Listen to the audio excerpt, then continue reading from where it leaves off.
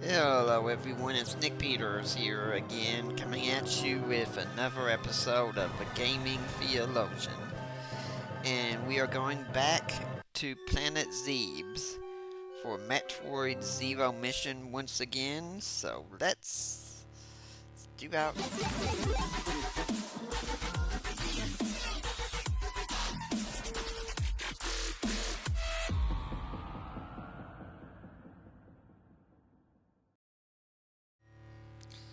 Okay, so last time we left off, and by the way, please like, comment, share, subscribe, everything. And if you're watching this, you should know we've got a live chat here. You're free to join in. Last time we beat a boss down here and realized we got the great reward of absolutely nothing, which was pretty surprising to me. I figured there would have been something here. I mean, it does look that I can go this way now that I'm looking at this though. But I'm having a hard time getting in there right now. Well, there you go. There's something at least. Anyway, one thing I want to talk about though, that I thought I should since it is Autism Awareness Month, is that as you probably know, I'm on the spectrum myself. And as I thought about this, and by the way, shout out to my friend Roger Maxson who made the thumbnail for this video, and if you'd like to do something like that to help out the channel, that I'd greatly appreciate, because I'm autistic, but I'm not artistic. So, anyway, as I was thinking about it, I thought, being on the spectrum is kind of similar to Metroid in a way, because it involves you exploring a strange world, trying to figure out your way around it, trying to understand what it is you're supposed to do to live in this world. How do you fit in? Because, see, the thing is, for me, that's on the spectrum. Social situations are the world we have to live in. And social situations do not make a lot of sense. We don't know the rules a lot of times for what we're supposed to do. I was at one tonight for a little while with some outdoor games and people eating pizza and things of that sort, and after some time I just left. I'm not sure if anyone noticed, and I didn't want to announce, hey, I'm going back to my apartment. It just didn't seem proper.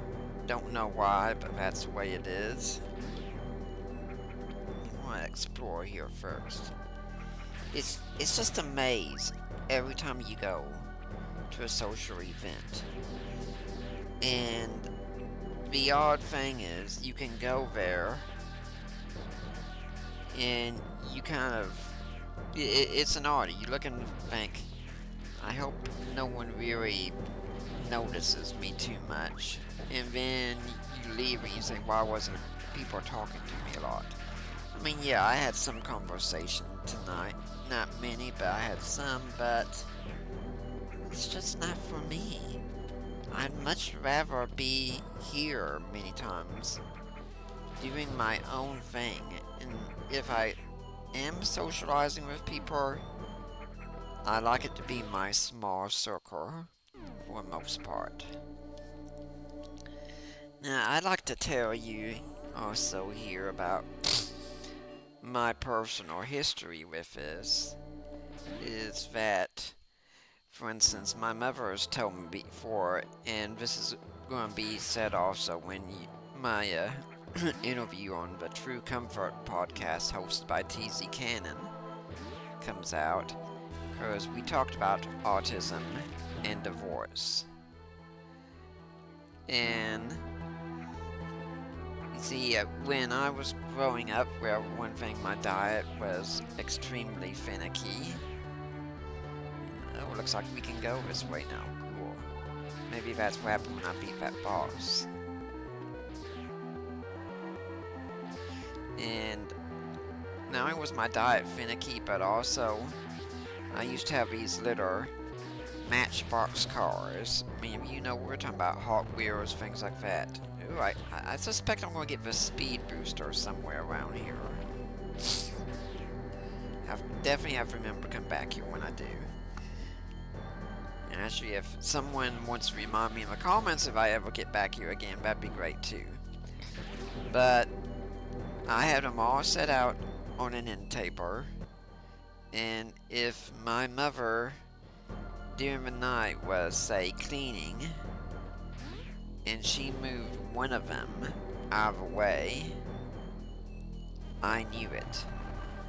And I would not be a happy camper until things were restored back to normal, because, hey, I gotta have my equilibrium here.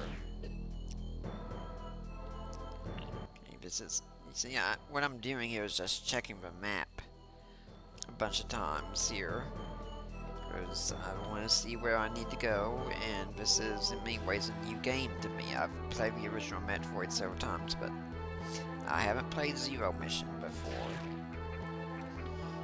So, my social interactions were also problematic to people, because no one could really understand what I was saying. Oh, that worked. Neat. My family members could, but pretty much I was speaking in a decipherable language to them.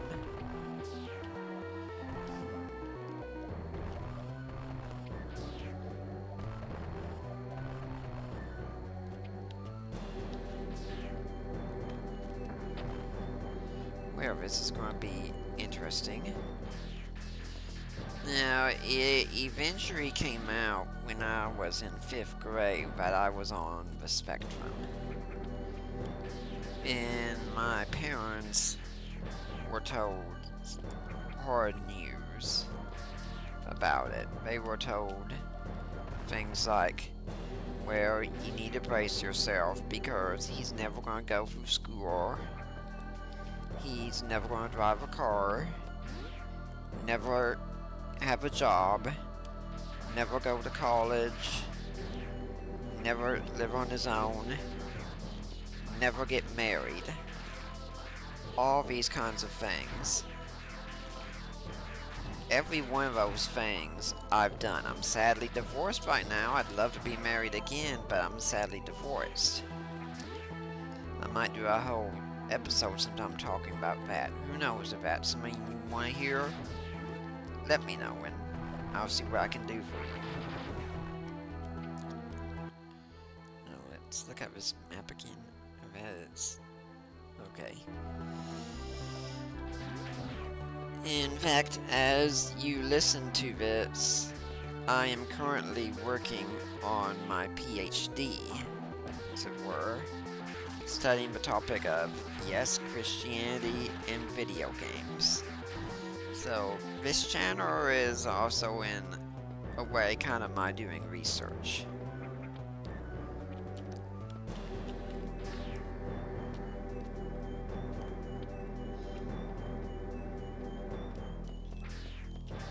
So, anyway, what I want you all to get from this is that I'm one of the people who I was told at the start, my folks were told at the start, I wouldn't do anything. And God bless my parents, they refused to accept that. They did not listen. And because of that right now, I actually live about 600 miles away from them in the city of New Orleans, doing what I'm doing here. And I do enjoy it ultimately. Now, I talked some about social situations there, and the thing is, we on the spectrum, we tend to take things very literally, and we don't often know how to do otherwise. So this is the way that makes the most sense to us. And yeah, right now I'm also trying to figure out how the heck am I supposed to get everywhere I want to go. Social situations, they're a mystery to us. For instance, since I've mentioned that, oh, well, that's interesting. We're gonna have to remember to come back there. It looks like there's something down there. Since I've talked about wanting to get married again sometime, I mean, that is a minefield in itself to navigate. Because it's really hard to make sense of interactions with the opposite sex. Are they flirting with me? Or are they just being nice? I don't know. I mean, I understand it's hard also for guys who are neurotypical, as we say. But as hard as that is, it's much harder when you're on the spectrum. You're just trying to figure out everything on your own.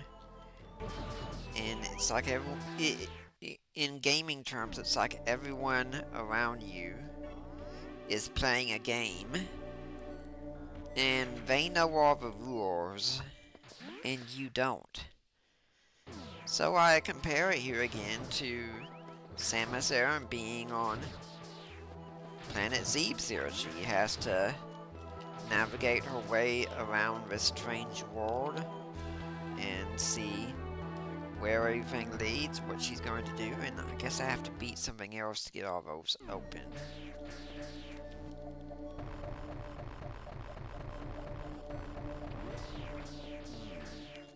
Well, this is interesting.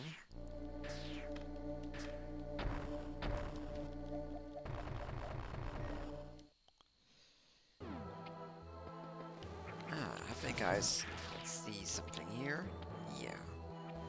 I suspect whatever will get past those things is right in here. Well, that tells me a lot.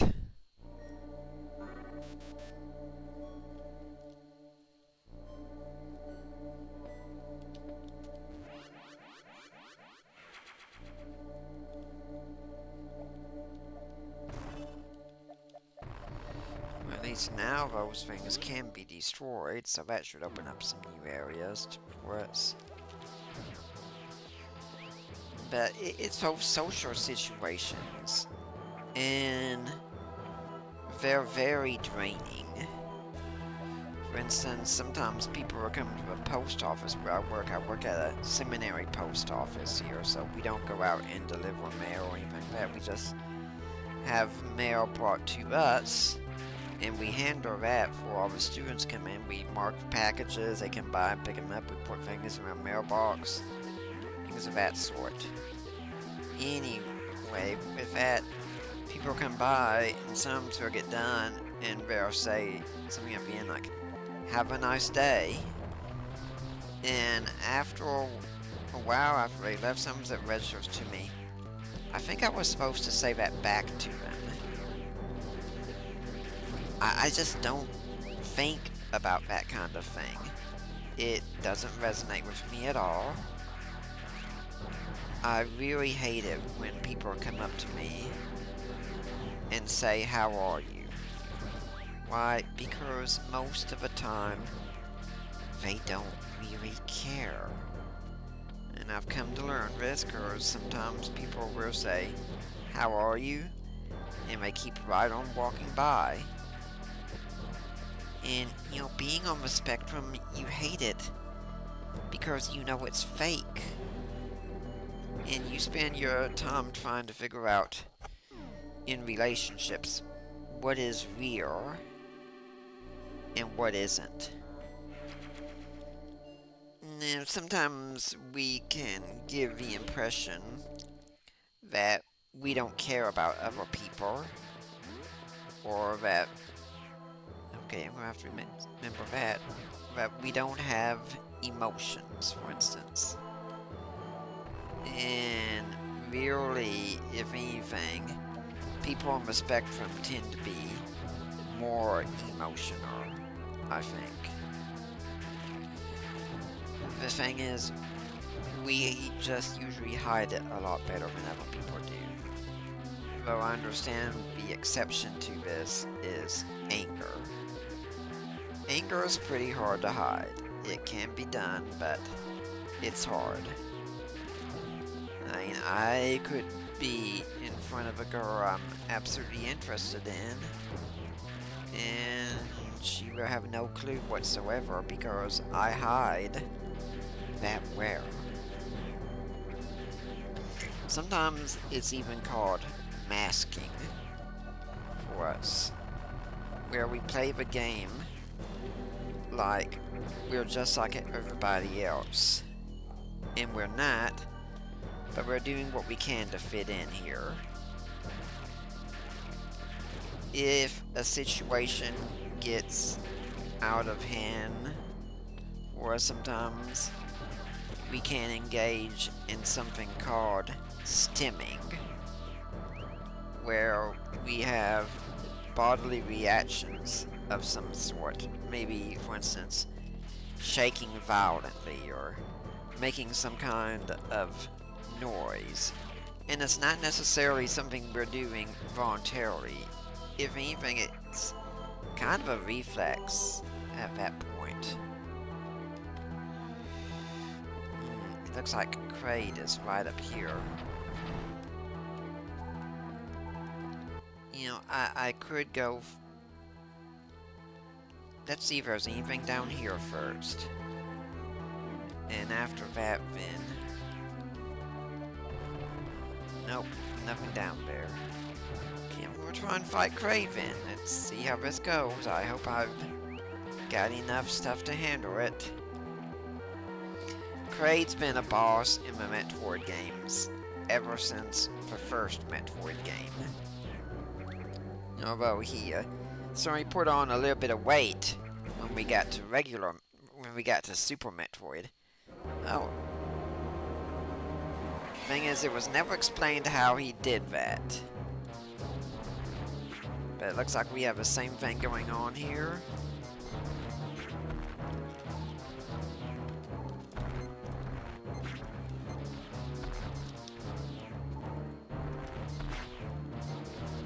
So far, he's not doing anything that's letting me really damage him.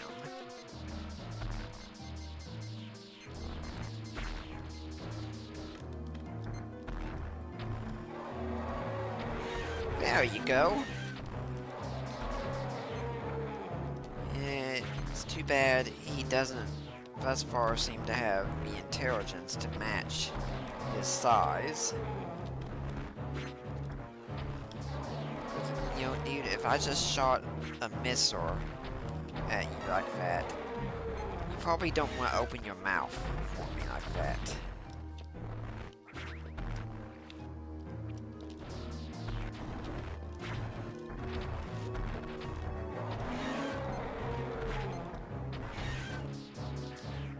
I'm suspecting I can use this shield up here, this part up here, very much to my advantage.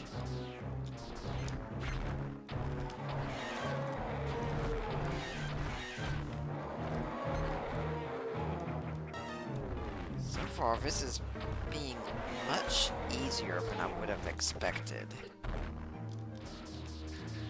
I mean, I'm still on my first life tank.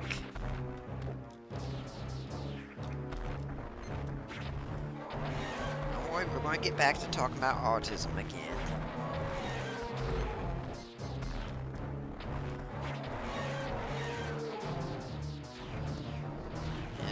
See, you know, I suppose in this way I could say something that we're usually good at, though, is problem solving.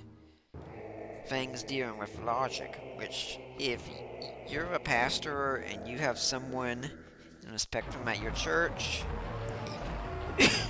watch your sermons very closely because we will notice inconsistencies when they show up.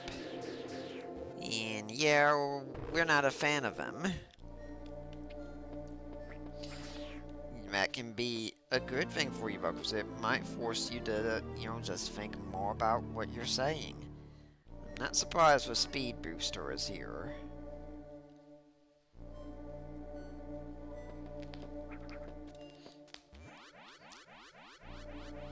And if you are hearing things soon, you could hear my cat, who's apparently wanting to jump up here and say hi to me while I'm doing bits.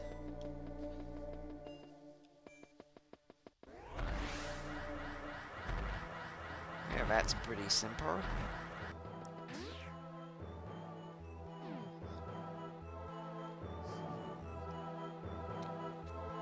I'm getting a suspicion here. So, anyway, I was talking about stimming. And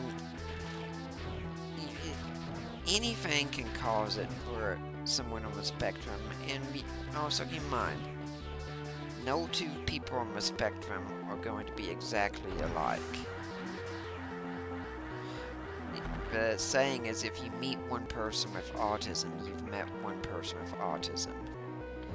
I'm very high functioning, for instance.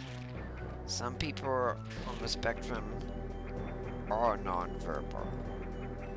They're not going to talk to you at all. It doesn't mean they might not want to, but something in them makes them incapable of it. Now, I'm not always like it, but in some ways I can recognize it even in myself when it happens. For instance, if I go to a grocery store, okay, we all go to the grocery store, we know how it is there, and I'm going to go through the checkout lane and put my items up on the conveyor belt, but lo and behold,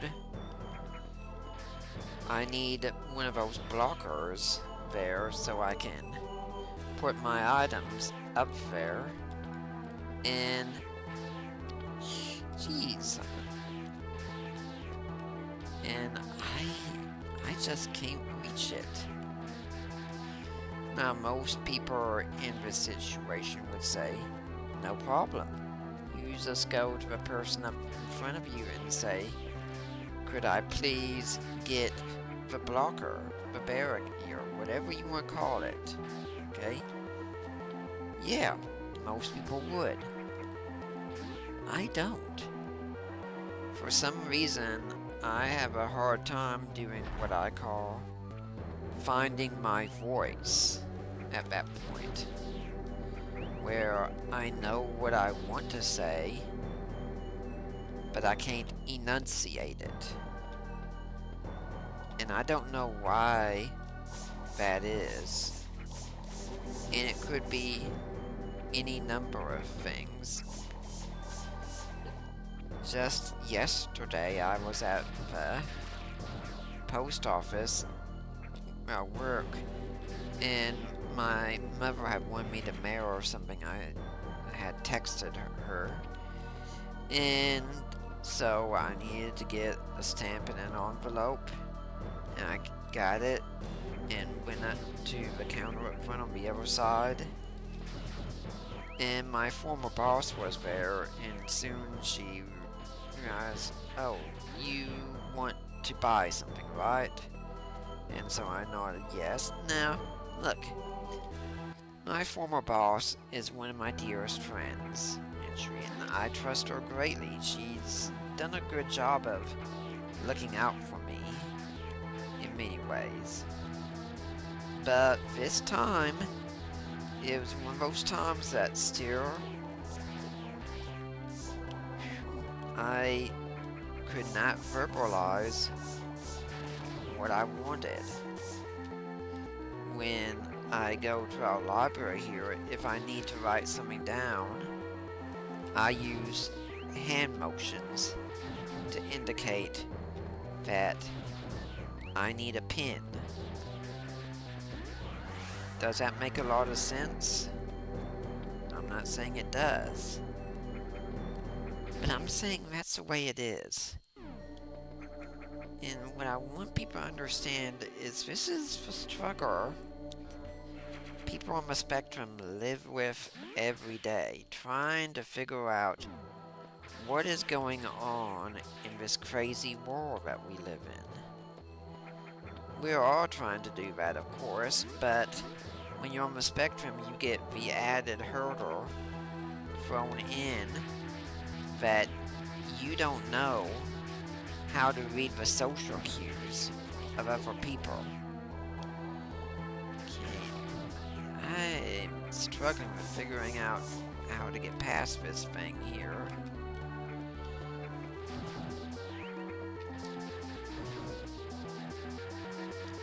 Oh, I see someone left a comment here. You are very good at this game. How many times did you play the original? First off, thanks a lot. Second, I have lost track very how many times I've played this game. But I'm 45, so I've been playing games all my life. I mean, the first time I played the original Metroid was back in the 80s. Let's see what happens if I go this way. Yeah.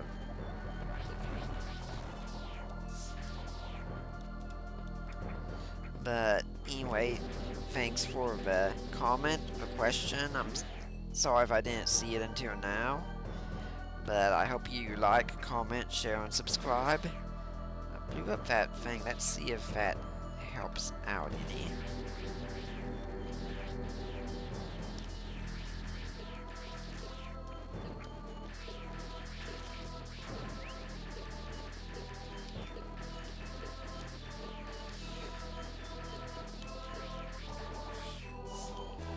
You know, this is being a problem here.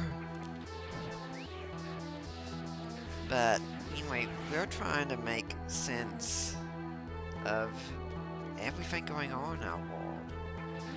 And I suppose just like Samus Aran being overwhelmed with all those creatures right here in the game, that's the way we can get sometimes.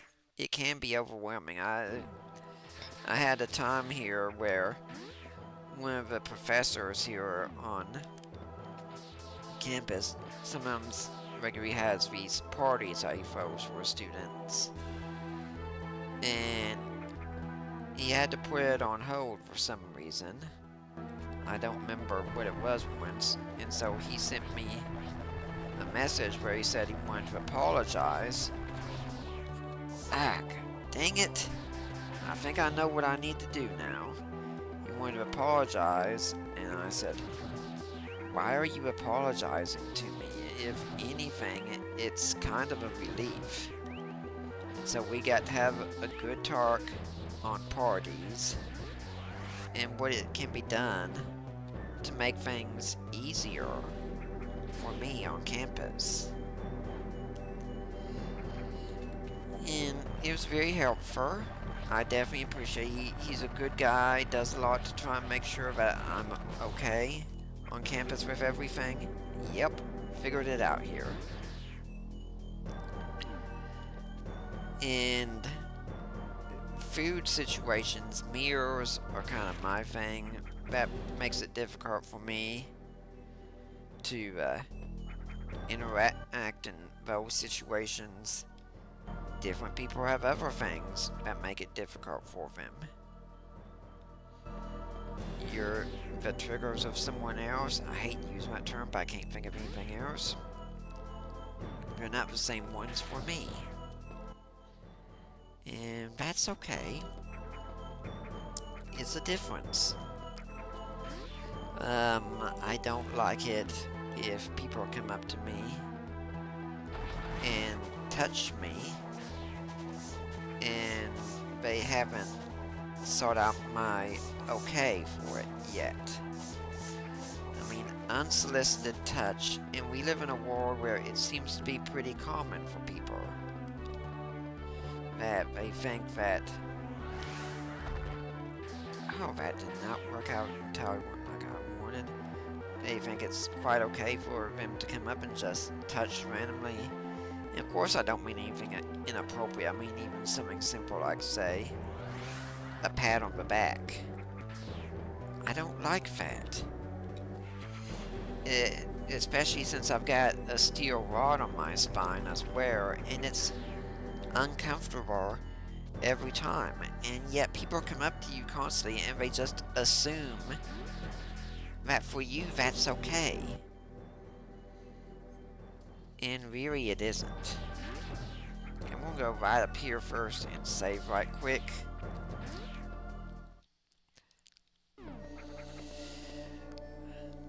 Yeah, I had a therapist once ask me, he says, whenever someone does touch you on the back, like I have a pat on the back, how would you like to respond? And I said, largely tongue-in-cheek, I'm sure, but I said, ideally with a judo throw across the room would be nice. Yeah, there's tongue-in-cheek in that, but there is some truth as well. I think now might be a time actually where I can go back up to the main wall. We'll see. I did get the unknown item here, so let's see about yours. But it's very annoying to me. Oh, this isn't you.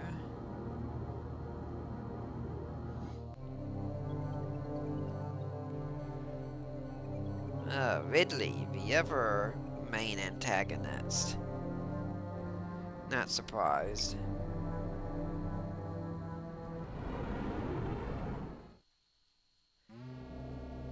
Anyway.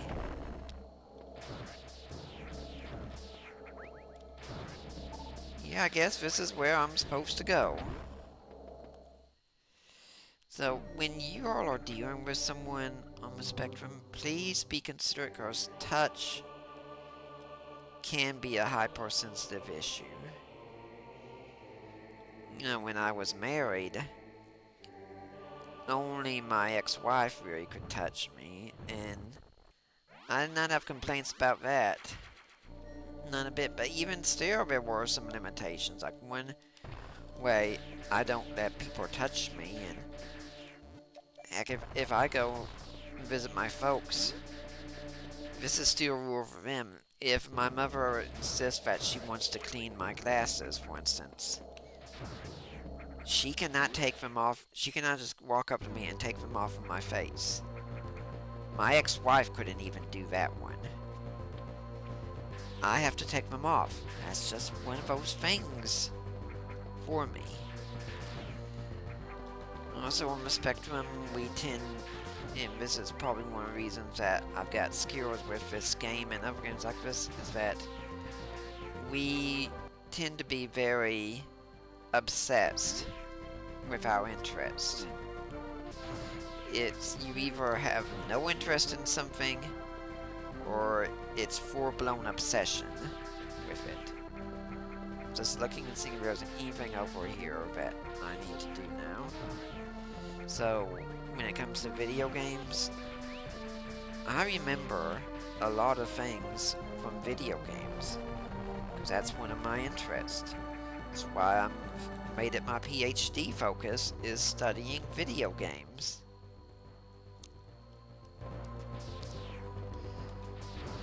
When the TV show Smallville was on the air, I had an intense interest in that show.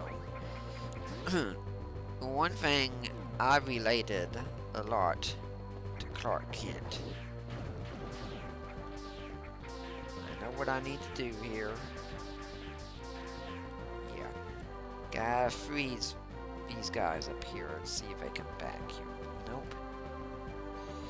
Clark Kent was this guy who wanted to do everything he could to help people in need. He did not know how to talk to the girl he was most interested in because he would have to explain his secret to her sometime, and who knew if she would accept him or not. And yeah, I'm not secretive about being on the spectrum, but I know there are some things that some people will have a hard time accepting about me if they find out. So I wonder, will I be able to do that? And speaking of things with women also, one of the great hopes sometimes I'd really like to get around is just guys who can come around and tell me if someone's interested or not. That would be so phenomenal. But to talk about my interest in the shows, Smallville was the longest running Superman series ever. It was the first one to hit 100 episodes, and then in turn, it was the first one to hit 200 episodes. All of the episodes had one-word titles to them, and I had all of them memorized in order. And I still know a lot about them today. I mean, my dad can message me sometimes, hey, I was watching Smallville, and I'll tell him pretty much everything I can about the episode, and normally it's extremely accurate. TV shows that my dad started watching before I came along, I now watch as well. I'm gonna have to figure out how I'm supposed to get to that one for Speed Booster. And I actually know them better than he does. One of the first ones was Cheers, for instance. But another one, the old Adam West Batman series, I know so much about that series, and I wasn't even around when it came out. But that's the way we are on the spectrum. Once we get interested in something, it stays there. And if you want to reach someone on the spectrum and get them interested in Christianity, it really helps if you find out what their interests are. What do they care about? What gets them excited? Because folks, people who are on the spectrum, they need Jesus just like everyone else does. We need people out there who can reach them. A lot of people on the spectrum are atheists and agnostics. And that can be because we have a hard time conceptualizing of things. And a lot of the whole feely language a lot of Christians use doesn't reach us. It's a big turnoff. Don't ask someone on the spectrum what they feel about the message of Jesus. Ask them what they think about it. I'm thankful I was raised in a Christian home, but not all people on the spectrum are. And not all people on the spectrum are raised in loving homes either. Please remember those people. We need to reach them. I could talk about this some more next time. Again, a shout out to my friend Roger Maxson for making the thumbnail. You all go check out his YouTube channel, even though he's a loser. Yeah, he and I have a good go back a long ways. I'm not sure if he's ever shared the story on his channel of how we met, and how I helped him out later on, but it's a good one. But for now, I'm Nick Peters, the Gaming Theologian. I affirm the virgin birth, and I will see you next time.